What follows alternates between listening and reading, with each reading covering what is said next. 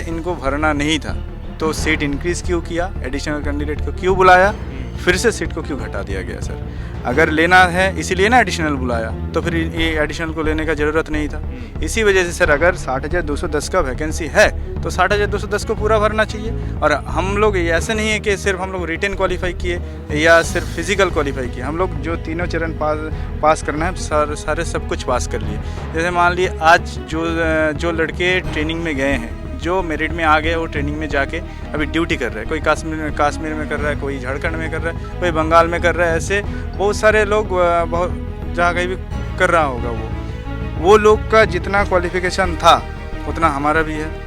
वो लोग जब फिजिकल पास किया, मेडिकल पास किया, रिटन पास किया, वो हम लोग भी किए, लेकिन लास्ट में हम लोग को छोड़ दिया गया। जैसे मान लीजिए पूरा वैकेंसी क्यों नहीं भरा, इसका कोई जवाब आज तक नहीं मिला और सही ढंग से नहीं मिला। जवाब आया लेकिन अलग अलग तरीके का जवाब आया। उनसे परमिशन लेके करेंगे। जब जितने बार हम लोग इधर प्रदर्शन किए हैं सर, आंदोलन किए हैं, तब परमिशन हम लिए हैं। जितने बार परमिशन डाले उतने बार कैंसिल कर दिए ये लोग ने। परमिशन लेना, लेके आंदोलन करना, ये कौन सा गलत बात है बोलिए आप? नमस्कार, इस वक्त मैं मौजूद हूँ सेंट्रल दिल्ली में और आपको एक कहानी काफ़ी दिनों से बार बार सोशल मीडिया पर सुनाई दे रही होगी कि एसएससी जीडी के छात्र पद यात्रा कर रहे हैं नागपुर से दिल्ली तक। नागपुर से दिल्ली तक की दूरी है 1068 किलोमीटर। 1068 किलोमीटर की पैदल यात्रा करके ये छात्र दिल्ली पहुँचे हैं और जो नहीं पहुँच पाए हैं उन्हें सरकार ने रोका है। पहले आगरा में रोका, फिर मथुरा में रोका, फिर पलवल में रोका। और पलवल में जो ये छात्र भी मुझे बता रहे थे कि पलवल में इन्हें रात भर डिटेन करके रखा गया और सुबह बस में भरकर अलग अलग जगह छोड़ दिया गया। आगरा, मथुरा, धौलपुर, अलग अलग जगह छोड़ा गया। क्या इस देश का छात्र, इस देश के युवा अपनी ही राजधानी में नहीं आ सकते? चाहे कारण कोई भी हो, इनके कारण सरकार को नाजायज लग सकते हैं। सरकार बोल दे कि ये गलत कारणों से पद यात्रा कर रहे हैं, लेकिन क्या वो अपनी ही राजधानी में आकर अपनी ही सरकार से, अपनी ही चुनी हुई सरकार से, शायद इन्होंने भी इसी सरकार को वोट दिया होगा, अपनी ही चुनी हुई सरकार से क्या वो सवाल नहीं कर सकते? ये हमारा सवाल है सरकार से। क्या आपसे सवाल करना मुश्किल हो गया है? क्या आप लोकतंत्र में सवाल की भूमिका को नकार देते हैं? शायद ये बहुत ज़्यादा ऑप्टिमिस्टिक सवाल है इस सरकार के लिए, जिस सरकार ने अभी तक 7 सालों के अपने कार्यकाल में एक प्रेस कॉन्फ्रेंस नहीं की। वो इन छात्रों की बात क्या सुनेगी? इन्हीं छात्रों से जानते हैं इनकी कहानी क्या है, कितने समय से प्रदर्शन कर रहे हैं। लगभग 19 महीने हो गए हैं। 19 महीने से अपने ज्वाइनिंग लेटर की इंतज़ार कर रहे हैं, लेकिन इनको दिलासे के सिवा कुछ नहीं मिला है। कुछ मीटिंगें भी हुई, उन सारी मीटिंगों की जानकारी इनसे मांगेंगे। प्रशासन ने जो इनके साथ बदसलूकी की उसके बारे में भी जानेंगे। पहले आप बताइए कि कहाँ से हैं, क्या नाम है? मेरा नाम बीरू हुआ, मैं बिहार से हूँ। अच्छा, आपका? मेरा सत्यजीत, वेस्ट बंगाल से हूँ मैं। ठीक है। अमीय रंजन, ओडिशा। अविनाश कुमार, झारखंड। संजय वेरा फ्रॉम ओडिशा। उड़ीसा, झारखंड, बिहार के काफ़ी सारे छात्र हैं। आपकी भर्ती आई थी 60,000 लोगों की। 60,200 कुछ थे। हाँ, 60,210 पद थे। सरकार कह रही है कि शायद अब हमें उतने लोगों की ज़रूरत नहीं है। हमने जितनी की ज़रूरत थी हमने उतने ले लिए, आप कोई और नौकरी देख लीजिए। देखिए सर, वैकेंसी तो फर्स्ट टाइम जब हमारा 18 में फॉर्म फिलअप हुआ तब 54,000 का ही था। ठीक है, उसके 54,000 का था। तो उसके बाद क्या किया, जो हमारा वैकेंसी को इंक्रीज़ किया गया, 60,210 किया गया। 60,210 जब किया गया तब हमारा रिटर्न हो गया था सर। और फिजिकल भी मिड रिटर्न होने के बाद 60,210 हुआ। उसके बाद सर हमारा फिजिकल चलने टाइम ये लोग क्या किया, अचानक एडिशनल कैंडिडेट फिर बुला लिया, क्योंकि अच्छा। जब वैकेंसी बढ़ा है 10 गुना के हिसाब से उतना लोग फिर बुलाना पड़ेगा। तो उन्होंने एडिशनल कैंडिडेट को फिर बुलाया। उसका भी फिजिकल मेडिकल सब कुछ हुआ।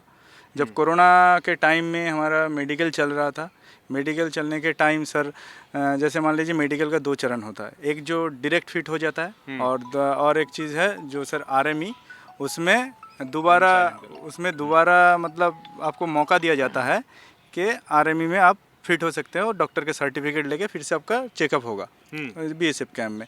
तब कोरोना आ गया था, उसमें डिले हो रहा था। जब नवंबर महीने में हमारा 2020 में, तो नवंबर महीने में हमारा रीमेडिकल भी कंडक्ट हो गया, पास भी हो गए लड़के। फिर जाके हमारा मेरिट निकलने वाला था सर। अगर मान लीजिए इनको भरना नहीं था तो सीट इंक्रीज क्यों किया, एडिशनल कैंडिडेट को क्यों बुलाया, फिर से सीट को क्यों घटा दिया गया सर। अगर लेना है इसीलिए ना एडिशनल बुलाया, तो फिर ये एडिशनल को लेने का ज़रूरत नहीं था। इसी वजह से सर अगर 60,210 का वैकेंसी है तो 60,210 को पूरा भरना चाहिए। और हम लोग ऐसे नहीं है कि सिर्फ हम लोग रिटेन क्वालिफाई किए या सिर्फ फिजिकल क्वालिफाई किए, हम लोग जो तीनों चरण पास करना है सारे सब कुछ पास कर लिए। जैसे मान लिए आज जो लड़के ट्रेनिंग में गए हैं, जो मेरिट में आ गए, वो ट्रेनिंग में जाके अभी ड्यूटी कर रहे हैं। कोई कश्मीर में कर रहा है, कोई झारखंड में कर रहा है, कोई बंगाल में कर रहा है। ऐसे बहुत सारे लोग बहुत जहाँ कहीं भी कर रहा होगा। वो लोग का जितना क्वालिफिकेशन था उतना हमारा भी है। वो लोग जब फिजिकल पास किया, मेडिकल पास किया, रिटन पास किया, वो हम लोग भी किए, लेकिन लास्ट में हम लोग को छोड़ दिया गया। जैसे मान लीजिए पूरा वैकेंसी क्यों नहीं भरा, इसका कोई जवाब आज तक नहीं मिला और सही ढंग से नहीं मिला। जवाब आया लेकिन अलग अलग तरीके का जवाब आया। कोई बोल रहा है आप योग्य नहीं है, कोई बोल रहा है ये वैकेंसी को हम दूसरा, ये जो आपका सीट बच गया ये दूसरे वैकेंसी में ट्रांसफ़र कर दिया। तो हमारा वैकेंसी हम दूसरों को क्यों दें?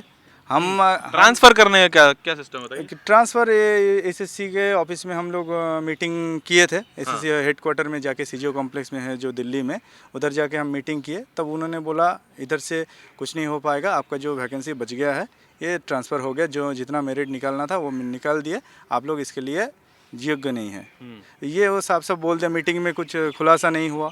तो हमारा इसी को लेकर आंदोलन है सर कि हम लोगों को ज्वाइनिंग दिया जाए और जितना जल्द हो सके ज्वाइनिंग दिया जाए। हम लोग 1.5 साल से शांतिपूर्वक आंदोलन कर रहे हैं, ना कि कोई सरकारी संपत्ति का नुकसान किया, ना कोई तोड़ फोड़ किया, ना रोड जैम किया, ना कुछ भी किया सर। अगर सरकार मानते हैं कि अगर ये सब करने से नौकरी मिलता है तो हम लोग वो सब करने के लिए भी राजी है, लेकिन सरकार के परमिशन लेके करेंगे कि हाँ आप ध्यान नहीं दे रहे तो हम लोग ये कर सकते, उनसे परमिशन लेके करेंगे। जब जितने बार हम लोग इधर प्रदर्शन किए हैं सर, आंदोलन किए हैं, तब परमिशन हम लिए हैं। जितने बार परमिशन डाले उतने बार कैंसिल कर दिए ये लोग ने। परमिशन लेना, लेके आंदोलन करना, ये कौन सा गलत बात है बोलिए आप?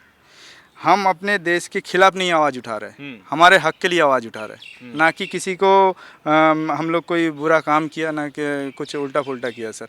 फिर भी सरकार नहीं सुन रहा है। अब वीरू, जो एसएससी की जो मीटिंग हुई थी, आप उसमें शामिल थे, आप भी उसमें उस मीटिंग में थे, क्या बोला एसएससी के जो अध्यक्ष थे? सर उनसे जब पहले तो सर मैं नेशनल दस्तक को बहुत बहुत शुक्रगुजार हूँ कि सर आप हमारी आवाज़ को उठाने के लिए सर काम है, आप बताइए वो कि क्या कह रहे थे? हाँ सर, तो हमारी जब मीटिंग हुई थी तो डायरेक्टर साहब का कहना था कि हम सिर्फ आपका एक एजेंसी की तरह है जो हम सभी प्रक्रिया को पूरा करके हम एमएचए को सौंप देते हैं, बाकी आगे का प्रोसेस वो देखते हैं और सीएपीएफ देखता है। तो सर उनका साफ तौर पे कहना था कि आप जाइए डायरेक्ट एमएचए से बात कीजिए, आपको आपकी ज्वाइनिंग एमएचए करवाएगी, आप उनसे मिलिए। तब से सर हम लोग लगातार कोशिश कर रहे हैं माननीय अमित शाह जी को, एक लेटर नहीं सर, पूरे ये 19 महीने में हम लोग कितने लेटर दिए हैं उनका डाटा मैं खुद नहीं बता सकता सर। हमारे पास इतना मोटा फाइल बना हुआ है उनका सिर्फ अपॉइंट लेने के लिए, फिर भी सर इन्होंने आज तक हमारी कोई मुलाकात नहीं की। यहाँ तक कि सर जब हम नागपुर में थे तो माननीय नितिन गडकरी साहब अपने लेटर पैड पे खुद उन्होंने अमित शाह जी से रिक्वेस्ट किया कि हाँ आप इन बच्चों से मुलाकात कीजिए, ये बच्चे अनशन पे हैं, अनर स्ट्राइक कर रहे हैं, भूख कितने बार दिल्ली में भी 1 साल प्रदर्शन कर चुके हैं, लाठी भी चार्ज हुई है। उन्होंने पूरे स्पष्ट शब्दों में अपने लेटर पे साफ बताया उनको, फिर भी सर उनका भी लेटर का कोई जवाब नहीं आया। सर जब हम नागपुर में अनशन 72 दिन किए, 72 दिन में सर हमारी एक लड़की सर को कम से कम 30 सलाइन 35 सलाइन लगे हैं सर।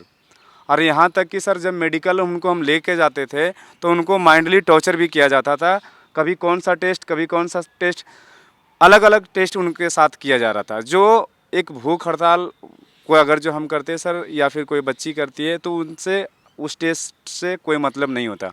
क्या सर, जो कोई इंसान भूखा है तो उसकी प्रेगनेंसी टेस्ट किया जाना चाहिए? ये सब टेस्ट हुए। ये कैसे? ये सर मेडिकल वहाँ पे प्रशासन के द्वारा या ऊपर जो बैठे हुए उनके उनके प्रेशर से ये सब हो रही थी सर। जब हमारे बच्चे हताश हो रहे थे और उनसे जब हम लोग जब बात कर रहे थे सर, हमारे बच्चे हम लोग को बता रहे थे कि भैया ऐसे ऐसे हो रहा है। जब हम डॉक्टर से बात करते थे सर, तो डॉक्टर बोलते थे ये हमारा प्रोसीजर। कौन सा प्रोसीजर, क्या प्रोसीजर है? कोई भूखा है तो आप ये सब प्रेगनेंसी टेस्ट कीजिएगा। फिर भी सर प्रशासन को भी हमने कई बार बताया, आगे भी उनसे पदाधिकारी को भी बताया, लेकिन वहाँ तक भी कोई सुनवाई नहीं हुई सर। फिर 72 दिन के बाद हमारे माननीय केंद्रीय मंत्री रामदास अठावले जी हमारा अनशन तोड़वाए, ये बोलकर कि हम 15 दिन में आपकी मीटिंग करवा रहे हैं माननीय अमित शाह जी से, और वहीं पर हम आपके साथ आपको न्याय दिलाएंगे, आपकी नियुक्ति दिलवाएंगे। सर 15 दिन तक हम लोग आंकड़े 12 घंटे भूखे रहते थे। 12 घंटे सर हम लोग खाना 12 घंटे के बाद हम लोग खाना खाते थे। साकड़ी उपोषण हम लोग वहाँ पे बोलते थे सर, साकड़ी उपोषण किए।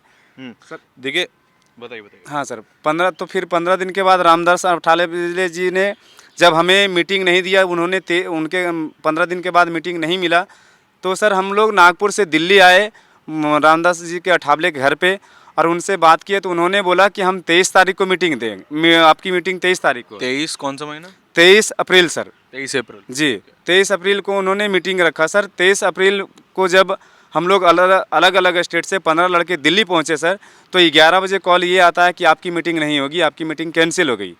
फिर सर हम लोग पार्लियामेंट से सर उनके घर पे जाते हैं सर, और हम लोग सर यहाँ पे हम लोग के पास उतने पैसे नहीं है यहाँ पे सर, जितना जगह जाना है सर, जिनके ऑफिस में देना है पेपर, सर हम लोग पैदल चलना पड़ता है। दिन में सर 15-20 किलोमीटर पैदल चलते हैं सर, सबके ऑफिस घूरने के और घर जाने में सर। फिर भी सर हम लोग ने वहाँ पर गया, पूरे रात बिठाया गया सर। हमारी मीटिंग 12 बजे करवाई गई, रात को 12 बजे। जी सर, रात को 12 बजे। हमारे साथ लड़कियाँ भी थी।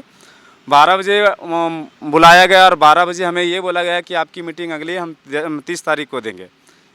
सर 30 तारीख को भी हम आए, फिर भी मीटिंग हम लोग को नहीं मिली। तब सर हम लोग तय किए कि हम लोग 1 जून से पैदल मार्च निकालेंगे, और हाँ सर आज हम पैदल चल रहे सर। देखिए, इस महीन राजनीति और इस मेंटल टॉर्चर को समझिए। जब केंद्रीय मंत्री तक लेटर पैड पे लिख के दे देते हैं कि हम आपकी मीटिंग करवा देंगे अमित शाह से, तब भी मीटिंग नहीं होती है, और रात को 12 बजे तक इनको ऑफिस में बिठा के रखा जाता है। तो 1 जून से आपने जो है वो चलना शुरू किया था। क्या क्या प्रशासन की परेशानियां सामने आई थी? सर हम लोग वहाँ 1 जून 2022 से चलना चालू किया था नागपुर के संविधान चौक से। और आगे आने के बाद हम लोग जब यूपी में पहुँचे, तो यूपी में भी हम लोग को वहाँ पे मैंने जो हम लोग का खाने का ठिकाना नहीं था। अगर किसी से मेहनत मांगते हम लोग को कि हम लोग खाने दीजिए, तो प्रशासन वहाँ पर भी उन लोगों को जाकर मना कर देती थी। अगर हम चाहते कि हम पानी पीते, जाकर किसी से मांग करके पानी पिए, तो उन लोग को डर धमका रही थी कि आप लोग दीजिएगा। कोई डीएम साहब थे जो खाना मना कर रहे थे? हाँ, एमपी के वहाँ एमपी के थे। तो इसे हम सोचते कि हम सहयोग मांगे, तो उनको जाकर डर धमका था कि अगर आप इन लोग को सहायता कीजिएगा तो आप FIR कर देंगे हम। अच्छा। हम लोग को मैंने कोई ठिकाना नहीं था हम कब कहाँ रहे हैं। अगर जिसे चल रहे हैं, चलते रहते पता चला कि हमको आज निकलना है 20 किलोमीटर। अगर 20 किलोमीटर ठिकाना नहीं मिलता या कुछ नहीं मिलता, वही चलते रहते। जहाँ मिलता कि चलिए यहाँ पे हम लोग को रहने का सुविधा है, अगर किसी सहयोग मांगे तो मिल गया, तो हम लोग वहाँ रुक जाते थे। तब भी वहाँ पे जाकर के प्रशासन हम लोग को मना करते रहती थी। और हम लोग को कभी कभी तो रात भर हम लोग को रोड पर बैठा कर रखती थी, और दिन में भी, दोपहर में भी, पूरा दिन धूप में भी हम लोग को बैठाए रखती थी रोड पर। ठीक। तो कहीं पेट्रोल पंप पे कुछ कोई तो मदद किया होगा? हाँ सर, बहुत सारे ऐसे थे जो हम लोग को मदद किए। हाँ। कुछ पानी ने पिलाया, खाना ने भी खिलाया। जी ठीक है। देखिए, इस चीज़ को आपको समझना पड़ेगा कि किस तरीके का मेंटल टॉर्चर ये सरकार करती है। मैंने इसके ऊपर आर्टिकल लिखा था सितंबर 2021 में कि किस तरीके से ये पूरा सिस्टम चल रहा है। बहुत सारे लोग इसमें आदिवासी समाज से भी आते हैं। गोली खाने की नौकरी है ये। आप समझिए, अगर इंटरनल कॉन्फ्लिक्ट होता है देश में, तो सबसे पहले अर्धसैनिक बल पहुंचते हैं। अगर वहाँ पर कोई आर्म्ड कॉन्फ्लिक्ट हो गया, यानी कि कोई हथियार से कुछ कॉन्फ्लिक्ट हो गया, तो पहले अर्धसैनिक बल पहुंचेगा और गोली खाएगा देश के लिए। ये गोली खाने की मांग कर रहे हैं ये लड़के कि हम अपने देश के लिए गोली खाना चाहते हैं, हमें मौका दीजिए। लेकिन वो मौका भी ये सरकार नहीं देना चाहती है। आखिरी कुछ सवाल है मेरे आपसे कि ये बताइए मुझे कि इतना साल हो गया है, 2018 से 2022 हो गया है, आप कोई और किसी और चीज़ में अप्लाई कर लीजिए, किसी और नौकरी में चले जाइए, ये तो आपकी फिर तो ये अंतहीन लड़ाई है ना। देखिए सर, आपका बात सही है कि हम लोग दूसरा नौकरी में जा सकते हैं, लेकिन सर देखिए हम सभी पढ़े लिखे युवा हैं, आप एकदम सर, प्रतिभाशाली हैं। पढ़े लिखे युवा है और मानते हैं सर, लेकिन हमारा घर का हालत अभी ऐसा नहीं है कि हम कोई यूपीएससी का तैयारी करें, कोई पीएससी का तैयारी करें, ऐसा हालत नहीं है सर। हम इधर से अगर एक दिन के लिए भी घर जाएंगे ना, तो उधर हालत ऐसा है कि हम लोगों को घर में देना पड़ेगा कुछ, लेकिन हमारे पास अभी कुछ जेब में है नहीं सर। घर से हम मांग रहे हैं, मेरे घर में मेरे खुद के मेरा माँ का हालत ऐसा ख़राब है, ये सभी भाइयों जानते हैं। मैं बहुत बार घर जा चुका हूँ मेरा मम्मी के लिए, उन चल नहीं सकती है, और सर मैं अकेले घर में अकेले संभालने वाला हूँ, पापा भी ऐसा कुछ काम नहीं करते कि हम कुछ करें। कोई और भाई बहन? नहीं सर, मेरा कोई बहन है, उसका शादी हो गया सर। इकलौते लड़के हैं? इकलौते लड़के हैं सर, और हम रेंट पे रहते हैं। रूम भी हमारा मतलब अपना ज़मीन भी नहीं है सर, ऐसा नौबत है। तो सर अगर हम लोग एक नौकरी के लिए इतना तैयारी किए, मान लीजिए 18 से ये सैनिक में जाने के लिए बहुत तैयारी करना पड़ता है सर। पहले तो रिटेन का तैयारी करो, उसके बाद 5 किलोमीटर का लंबा रनिंग होता है, उसका तैयारी करो, एक फिजिकल फिट रहो, उसके बाद सर मेडिकल के लिए भी पूरा फिट रहना पड़ेगा, कोई चोट वोट लग गया तो दिक्कत है सर। तो इसके लिए बहुत तैयारी की है सर। उसके बाद जब देखे हम लोग कि हम लोग पूरा फिट है, अभी हमारा नौकरी कगार में है, तो हम दूसरे के लिए कैसे फिर से प्रिपरेशन ले सर। और एक एक नौकरी के लिए सर 3-4 साल बाद रिजल्ट आता है। तो अगर मान लीजिए हम फॉर्म भरे, उसके बाद हम सैनिक में जाने के लिए ओवर एज हो गए सर, 3-4 साल लग गया इस प्रोसेस को चलते हुए, तो ओवर एज भी हो गए सर। जीडी के लिए भी ओवरेज हो गए? जीडी के लिए तो सभी ओवर एज हो गए सर। ज़्यादा से ज़्यादा मान लीजिए अभी 20% लड़का ऐसे है कि दूसरा वैकेंसी में दे सकता है सर। और दूसरा वैकेंसी भी क्या दे सर, अभी वैकेंसी घटा रहा है। जैसे पहले 60,000 था, अभी 20-25 हज़ार वैकेंसी निकल रहा है। ये बोल रहा है हमारा वैकेंसी इसमें ट्रांसफ़र किया, लेकिन कहाँ ट्रांसफ़र किया? 5,000 वैकेंसी हम मान लीजिए हमारे से ट्रांसफ़र किया, मात्र खाली 15,000 लड़के को ऐसे ज्वाइनिंग दे रहा है। तो जहाँ नित्यानंद राय जी जो गृह राज्य मंत्री है, वो खुद बयान देता है संसद में 1,11,000 सीट खाली है, तो इतना वैकेंसी इतना कम क्यों निकलता है सर? जैसे आर्मी वाले को ये पूरा कॉन्टेक्चुअल अभी करने का कोशिश कर रहा है, और हम लोगों को तो अभी ज्वाइनिंग भी नहीं दे रहा है। मतलब ये टोटल आपकी क्या एज हो गई है? मेरा सर 28 से पार हो गया। 28 पार हो गया। आपकी? 27 सर। 27। आपकी कितनी? 24। 24। 27 27। मेरा भी 27 हो गया। 27। अब देखिए, ये जो छात्र हैं ये अग्निवीर के लिए भी अप्लाई नहीं कर सकते हैं। अग्निवीर के लिए भी 22 साल मेरे ख्याल दी है ना? हाँ, लास्ट 23 साल उम्र दी है। ये छात्र अब किसी भी सेना की भर्ती के लिए अलग अप्लाई नहीं कर सकते हैं। जो मेहनत थी इन्होंने इसमें लगा दी, इसका कोई रिजल्ट नहीं आया है।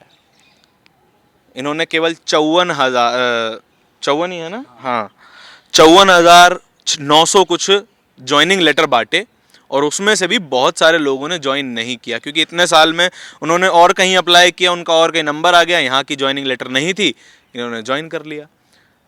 तो 60,000 पद निकालने के बाद भी 54,000 को ज्वाइनिंग लेटर मिलता है, बाकी बचे भगवान भरोसे छोड़ दिए।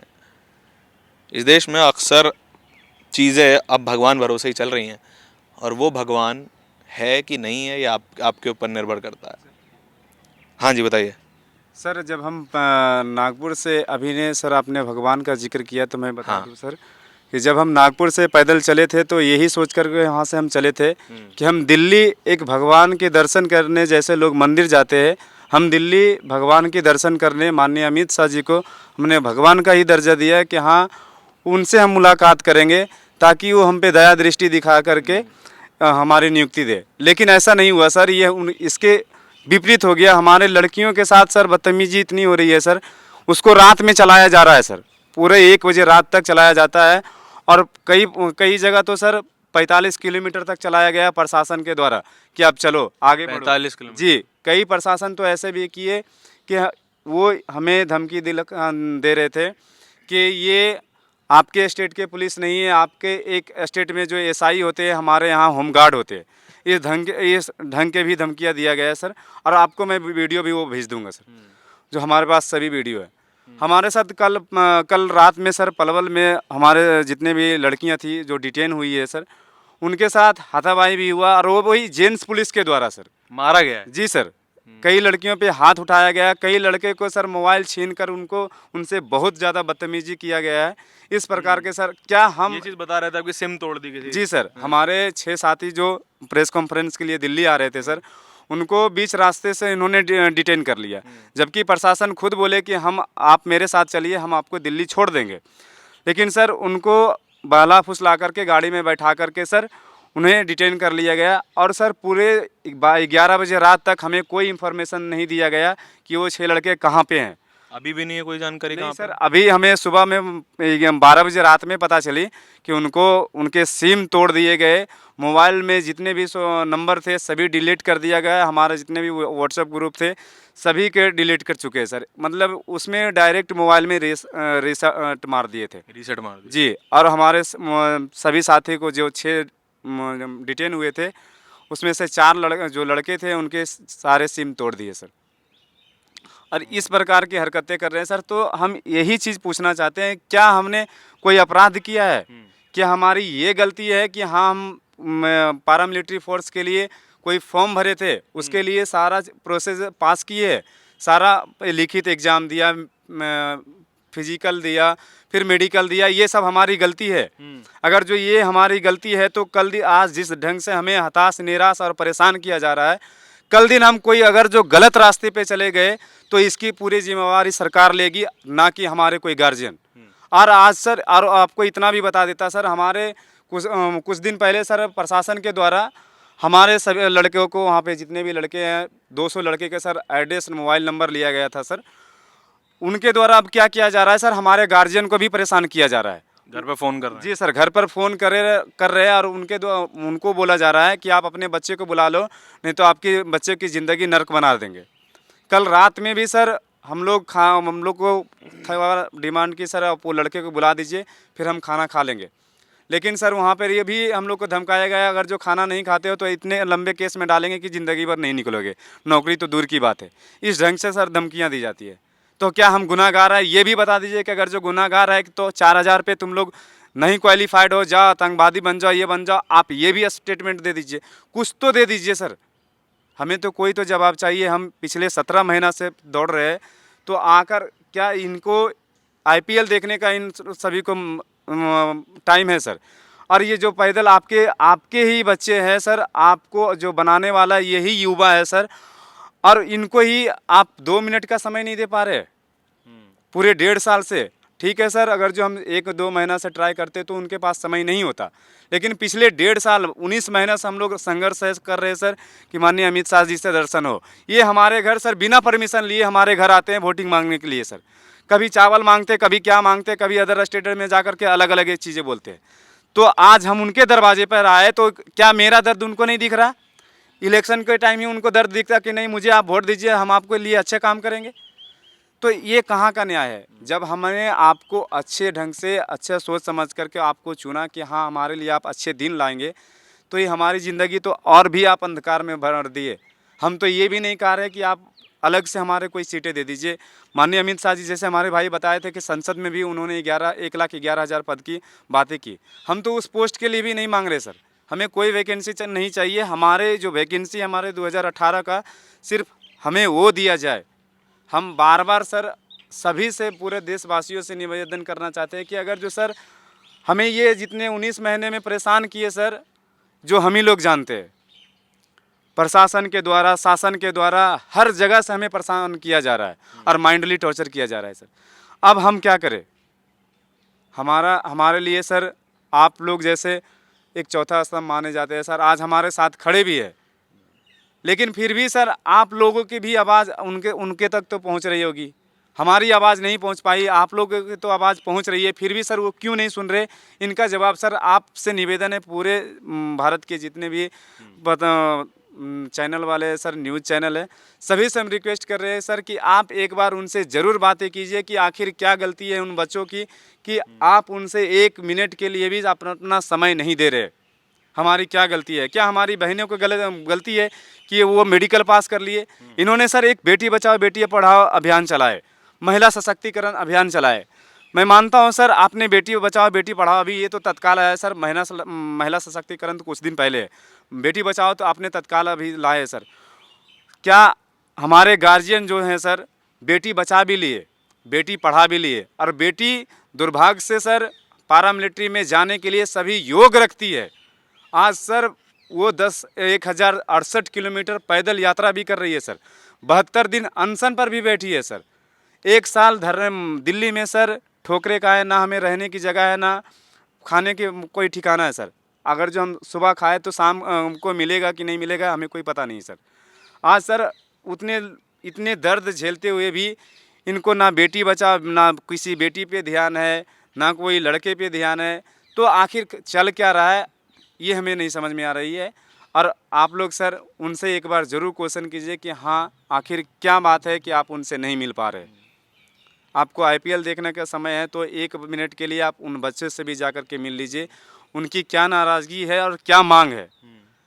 हम जैसे अभी भाई बताया कि हम देश के विरोधी नहीं हैं, हम भी आपके ही बच्चे हैं। आपने बोला सर कि ये हम देशभक्त है और 56 इंच का सीना रखते हैं। कभी इस सब चीज़ों से गुजरने के बाद कभी हिंसा करने का ख्याल नहीं आया? बिल्कुल नहीं सर। हम सर जितने परेशान होने के बाद तो ऐसा नहीं सर, ये चीज़ तो कभी नहीं मन में आया कि हम लोग उल्टा पुल्टा काम करें या कोई तोड़फोड़ करे या सरकारी संपत्ति का नुकसान करे। क्योंकि देखिए सर, ये जो सरकारी संपत्ति है ये सरकार नहीं बनाया, ये हमारा जो टैक्स का पैसा से ये बना है सर। पूरा जो इंडिया में जो हमारे देश में जितना सब कुछ सरकारी है वो सब हमारे पैसे से ही आया है सर। तो हमारे चीज़ को हम क्यों नुकसान पहुंचाए। और जैसे मान लीजिए हम लोग तो रहे पैरामिलिट्री के लोग, तो जब सैनिक ही ऐसा काम करेगा तो देशवासी क्या सोचेगा सर। इसीलिए सर ना कि हम लोग कभी हिंसा दिखाएंगे ना कुछ करेंगे। हम पे जितना लाठी बरसाना है बरसा दीजिए, कोई दिक्कत नहीं है। मारना है मार दीजिए, कोई दिक्कत नहीं है। जब तक हम लोगों का ज्वाइनिंग नहीं देगा तब तक ऐसे शांतिपूर्वक आंदोलन जारी रहेगा, और पहले तो रहा है और आगे भी जारी रहेगा सर। और एक बात मैं इसमें जोड़ना चाहूँगा सर, जैसे अभी नया जो इस 15 अगस्त आ रहा है सामने, तो ये हर घर तिरंगा अभियान चला रहा है। तो सर हमारे जो 150 लड़के थे और उसमें 40 लड़कियां भी थी, तो उनके सबके हाथ में झंडा थी सर। झंडा लेके अगर हम अपने देश के रास्ते से जा रहे हैं तो उसमें तो कोई गुनाह नहीं है सर। झंडा लेके चलना कोई गुनाह है? अगर झंडे के साथ अगर बदतमीजी हम किए हैं तो वो गुनाह है, वो हम स्वीकार करते हैं। आप अगर सज़ा देना चाहते हैं तो सज़ा दे सकते हैं। लेकिन जब उधर का एक पुलिस वाला खुद जो इंस्पेक्टर है वो खुद बोल रहा है कि इधर तिरंगा लेके चलना मना है। तिरंगा लेके चलना मना है, तिरंगा लेके चलना, कावड़ लेके चलना अलाउड है। तिरंगा लेके चलना आपका ये कानूनी ये है। हम इंस्पेक्टर है, हमको मत सिखाओ। हम आपके उधर का कहाँ का इंस्पेक्टर है? ये आपका यूपी मथुरा का सर। अच्छा। तो उन्होंने खुद ये बात बोला कि वहाँ का आपके उधर का पुलिस वाला हमारे इधर का होमगार्ड के बराबर है। देखिए कांस्टेबल ही होता है, इंस्पेक्टर का होता है। चाहे दिल्ली का हो, चाहे बंगाल का हो, चाहे उड़ीसा का हो, चाहे बिहार का हो सर, सब एक ही पोस्ट का होता है सर।